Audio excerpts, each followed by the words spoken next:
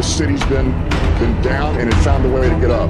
And when you knock us down, we're going to get up. And on the way up, we're going to bite a kneecap off, all right? And we're going to stand up, and then it's going to take 2 more shots to knock us down. We're going to take another hunk out of you. Before long, we're going to be the last one standing. I mean, of course, it always depends on how he's playing. Like you always say, yeah, I think 8. And that's the thing. We won't get a quarterback after this year because we might grab. Now, when I say not getting a quarterback, keep in mind, I'm not saying we won't draft a quarterback anywhere or we won't sign a backup. You're talking first round. I'm talking you're not going to go chase a franchise guy. And you can't do that like this year. You couldn't do this past year. Would have made 0 sense to do it. Because, again, if you think there's any chance, and, again, this is from Brad Holmes' perspective as well, if you think there's any shot in heck that there's any chance that this guy could be the franchise and you want to actually see it play out, you could not draft a quarterback round 1 this past year. You could not have done it. Because if you do that, you've moved on from Goff. You've told yourself, we're done. Right. You won't keep him around. Even here's the thing, like let's say Goff goes out this year and he plays well and you drafted a quarterback. Well, then what do? You have the quarterback back there. At some point, you're just going to push him in and be like, well, he's got to be the guy. You're going to pull out the little small mistakes that he makes and be like, he's got to be the guy. We got to play this guy. Then you move on from Goff, you play this guy. Now, what happens, Rad, if we would have drafted a quarterback high this year? That quarterback comes in. Goff's not playing, to the level that you want him to, so you put the backup in. Backup doesn't play extremely well. The new guy you just drafted, he's just in. So now what's the issue? Is it a quarterback or is it the fact that you didn't put weapons around the guy? It's probably the fact that you didn't put weapons around the guy because you thought that was the issue coming in. So now you're into year 3. You're not doing well. You got a young quarterback. You're like, well, we don't have the weapons around him. And trust me, Sheila Ford, I think she believes in the plan. But as we saw from the plan, this was not the plan. Because if that was the plan, this would be a very big issue. You can't go into year 3 with a guy that you don't know if you have weapons around or if it's just the quarterback's not very good. You're not going to draft the second quarterback. You can do the Cardinals. The Cardinals took a minute. They didn't go immediately to the playoffs with Kyler Murray. And they won't give him that time. So that's why I think the plan played out like it did this year. If he doesn't play well, yes, they will go get a quarterback. It is a proven year. I 100% believe that. But I also believe that he's going to play well enough and will win enough where they're not going to chase anybody. And once you get to that level and you start winning, I don't see them grabbing a quarterback high. Now, it could be a Ravens scenario where you're like, well, Lamar's sitting there. But the difference is Joe Flacco is like 38 years old. And you're like, okay, this dude's old. And no one even thought, Flacco was that dude. You turn around the Lions is like turning around the Browns. It doesn't happen. So you're like, why would the Browns were like, okay, Deshaun Watt's available, let's go get him. That might turn out horribly for them. That could absolutely derail everything they thought they had going. It could go terribly wrong. Could absolutely go terribly wrong. But that was because Deshaun was available. You're not getting Deshaun Watson in the draft, especially if you're that good. The odds of you hitting Deshaun Watson are like this big. And would Brad Holmes chase that over grabbing another weapon for their team defensively or offensively? I don't think he would. That's one Super Bowl for Rams, not Goff. For Stafford. Defense won Super Bowl for Stafford. I mean, look, the team won the Super Bowl. Here's my thing with the whole thing. Again, if you watch any of the playoffs, Stafford literally came back in every game. Literally made every big play. And it was like, okay, he's that dude. But we knew Stafford was that dude. We can hate on it and try to say, oh, he's actually not that good because we don't want to admit the fact that we had a great quarterback and we absolutely did nothing with it for 13 years. And I hate saying it, but we absolutely wasted it. Whoever you want to put the blame on, we wasted it. It's just as simple as that. You had a great quarterback, you didn't win football games. That's a very big issue. Now, is he the best quarterback? I don't know, but he won a Super Bowl. That's all I need to know. The guy won a Super Bowl in his first year in a new system, and we won 0 playoff games with him. That's all we need to know.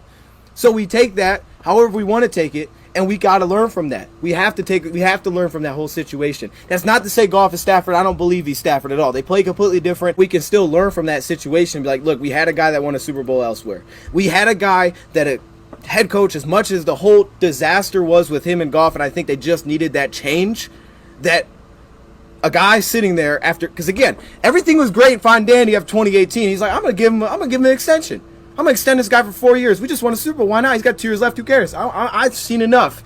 And then things started going rough, and then he got frustrated. He's like, I just paid this guy. We have a top defense. We're not making it back to the Super Bowl. He's mad, so he gets his guy Stafford. That's great. Works out for him.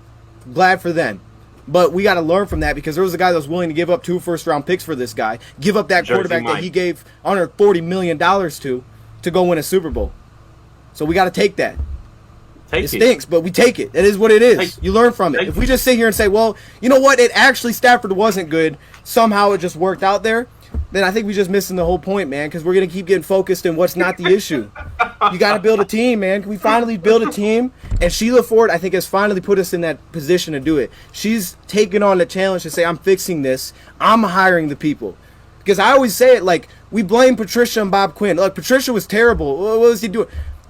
The ownership did that to themselves. You fired the front office during a season and kept the head coach. Why would you think that's a good idea? We're 1-7. I'm firing everybody but the head coach. What do you think is going to happen? Yeah, he's getting the new GM that you didn't even go out to hire. You didn't even take the effort to fire the guy and have zero plan on who the next GM is. You had no plan. It was an impulse decision. You decided to fire him because you were frustrated.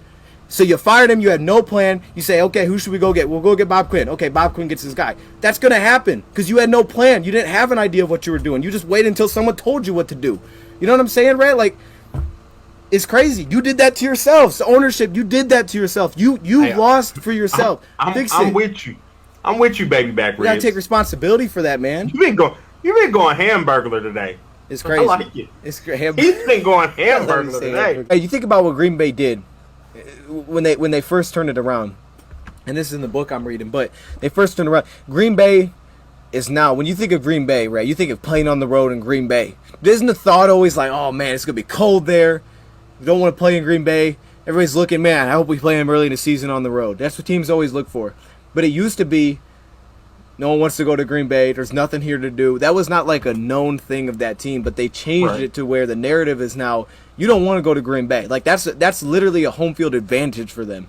That has now become a thing since they've turned that thing around. It's something that they pushed for that to be a thing. And Detroit's really never had that. You come to Detroit, there was never like a, oh gosh, we got to go to Ford Field. You know, it's never like, there was no concern there, but Dan Campbell tried to set that immediately.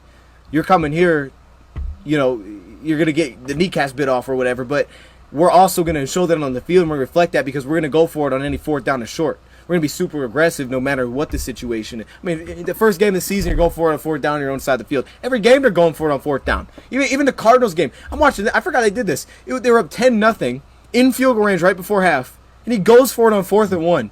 It's like, who does that? He went for it on 4th and 1 in field goal range. So he's already set that. He didn't just say it, though, and I think that's going to be huge because Green Bay, for a long time, they struggled. They were very bad. But that was one of the biggest things that they changed around there was kind of the perception of what Green Bay was. It also helped them get free agents because usually no one wants to go to Green Bay. You go to Green Bay, it's boring. There's nothing to do here. The stadium's like in a town as big as this town I'm living in. You don't want to do that. You know what it is? It's cold all the time. But now you go to Green Bay, you're different, right? Not only are you a winner, but you're also playing in home field advantage. It's tradition. Like, everybody talks about Green Bay's tradition. Yeah, they got that Bart tradition. Star. They got that tradition. That was never a thing. The Lombardi trophy's named after, like, they got the whole thing for that. They got the tradition. The street signs say the names of the Super Bowl winners. And what's crazy is that wasn't always even a thing there in Green Bay, man. They made that thing a tradition by, like, redoing their entire facilities. I think the Lions are trying to build that. They got to find something that's like, our stadium for one has to get crunked. I haven't been to a Lions game in a while. I mean, yeah, that home field advantage. Like, yeah, people don't want to go pay in Green Bay because they know Lambeau's going to be pumping and jumping. Plus, it's going to be cold weather games. Ford Field just got to get pumping and jumping. I mean, they got to get pumping, but they got to set it. You know what I'm saying? Because it can't just be loud. Yeah. You know what I'm saying? They got to set that tradition. Like, I feel like we're doing that. Don't you think with Barry coming back and he's doing all these commercials? For a while there, the Barry and the Lions relationship was really bad. You know, it's still trying to get Calvin, but he's into some things. You know, who's the other? Chris Spielman being involved. Like, we're getting our old guys back that the Lions are kind of known for. We kind of celebrate those, but also bring that tradition where it's like, okay, you're playing, this is a black and blue division. It's the kneecap biters. You don't want to go to Detroit because you're going to get hit. This is what we got to do, bro. I love it. This is what we got to do. Yeah. We got to start winning some games, winning some playoff games. People will be scared to come play in the Ford Field. But plain and simple. Packers have always low-key been winners. No, they for a long time were really bad. In the 90s, they won a couple Super Bowls. They turned it around with Ron Wolf. He turned the whole thing around. He's turned it around. Since my lifetime, Green Bay, I've always known Green Bay to be a good football team. In my lifetime. I don't know about, like... Right, I was born in the 80s, so I wasn't watching in the 80s. They were the Lions before Ron Wolf. I need to know what years you're talking, just because in my lifetime, they've had two Hall of Fame quarterbacks in Brett Favre and Aaron Rodgers. I love this because you know how they got Brett Favre? Brett Favre was a backup that they traded for, right? Like, he didn't even play. No one wanted this guy.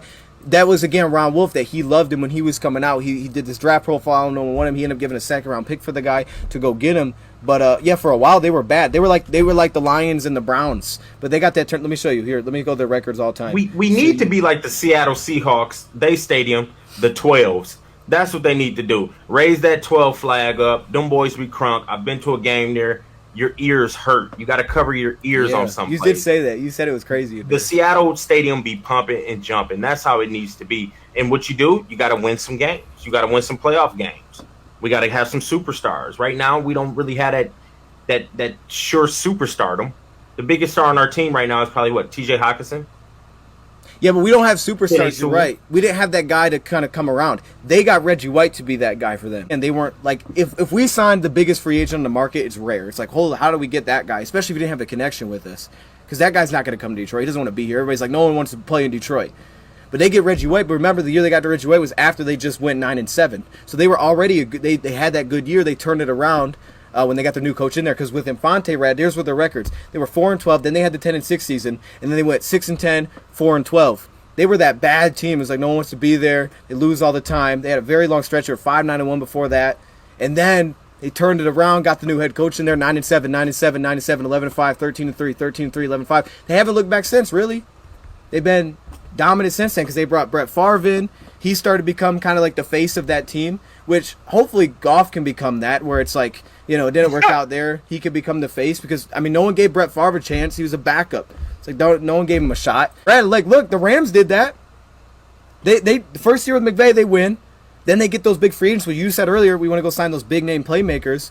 Watch the Lions this year. We win some football games. We come back. We keep pushing kneecap biters, the culture. Everything's pushed culture.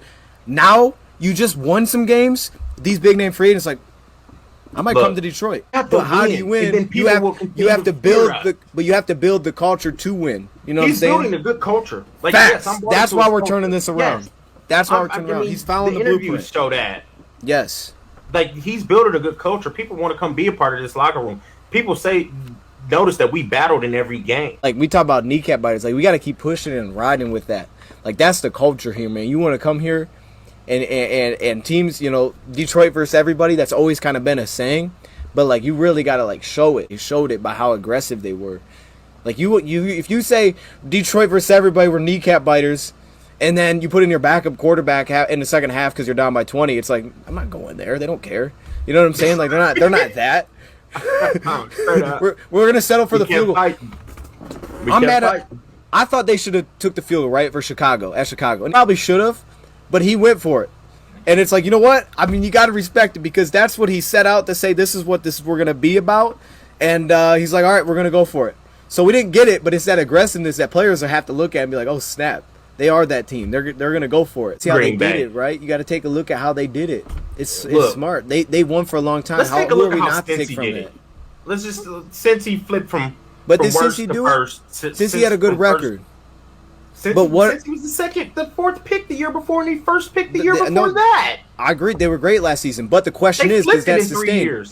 But Brad, here's why I'm saying this. I think Cincy's still going to be contenders, bro, because their weakest point was their offensive line, and they went out and grabbed some top-tier offensive linemen this offseason. But Brad, think about this for a second, because I know what you're saying. They turned around with Burrow this last year, but think about where the Lions were back in 2010 and 11. They were a bad team. They just got Stafford in. Plays the first full year, goes 10-6. They went 10-7. Difference is they got some luck in the playoffs, but they also won games. Shout out to them, credit to them. We got out first round. Next year we win 4 games.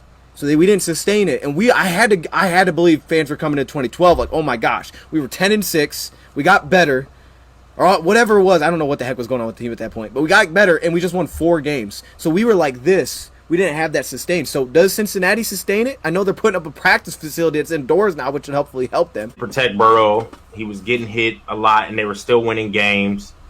They have a good defense, good receiving core, good running back. Yeah, and they went out and built the offensive line this offseason. Drafted solid. I think they're going to sustain it. They got your boy Daxton Hill from University of Michigan. Yeah, I think. Boy, that's not my boy, but yeah.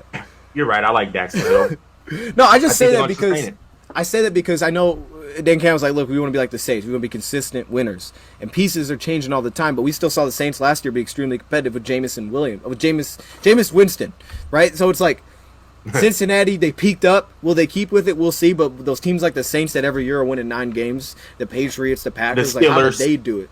Yeah, Steelers. They have That's why the Duck guy. They have the Hodges in there. Any of those teams that have just done it. How did they do it? How did they get there? I think we got to look at that too, because our pieces are going to change.